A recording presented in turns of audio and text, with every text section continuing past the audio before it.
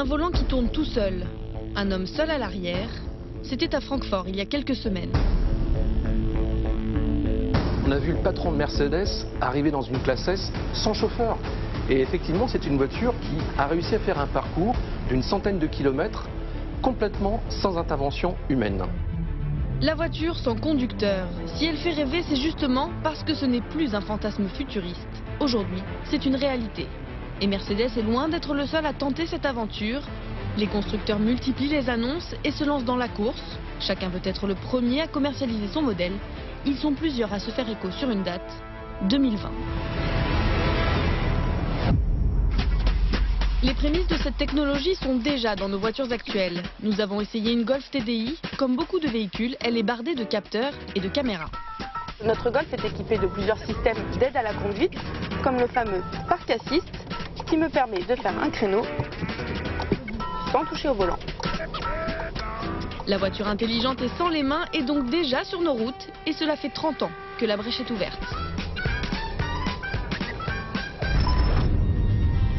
Les recherches ont débuté dans les années 80 et au début des années 2000, la défense américaine organise des courses de véhicules sans pilote dans le désert.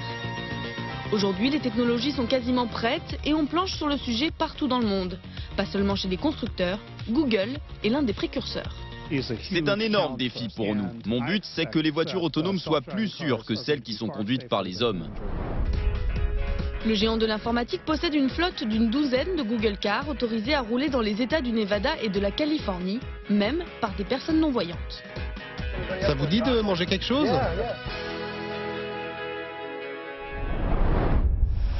Côté constructeur, Volvo a développé un système de convoi prévu pour l'autoroute. Le pari, permettre aux automobilistes de s'insérer dans une sorte de train et de lâcher les commandes. Pause repas, lecture, détente en musique, tout est possible. Je peux passer mon temps comme je veux. Par exemple, je peux prendre ma tablette et vérifier mes mails, aucun problème. La voiture s'occupe du reste. Comme Volvo, Nissan a annoncé être en mesure de commercialiser une voiture autonome dans 7 ans.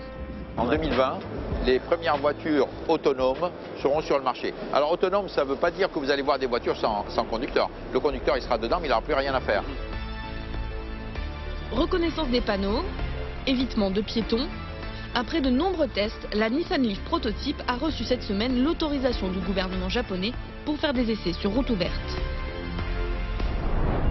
L'automatisation est étudiée pour toutes les situations, voies rapides, circulation urbaine et bien sûr stationnement.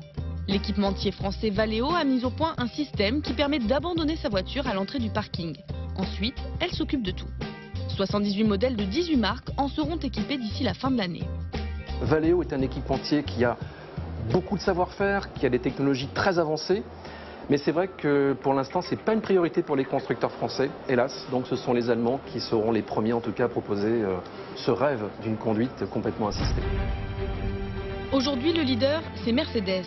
Début septembre, la classe S 500 Intelligent Drive a réussi la prouesse de rouler des heures en ville et à la campagne et dans des situations complexes. Un trajet symbolique sur les routes allemandes entre Mannheim et Pforzheim, exactement le même emprunté par Bertha Benz il y a 125 ans pour le premier long trajet en voiture de l'histoire. Un message fort, comme si l'automobile était en train de vivre une deuxième naissance, comme si le sprint final vers la voiture du futur était lancé.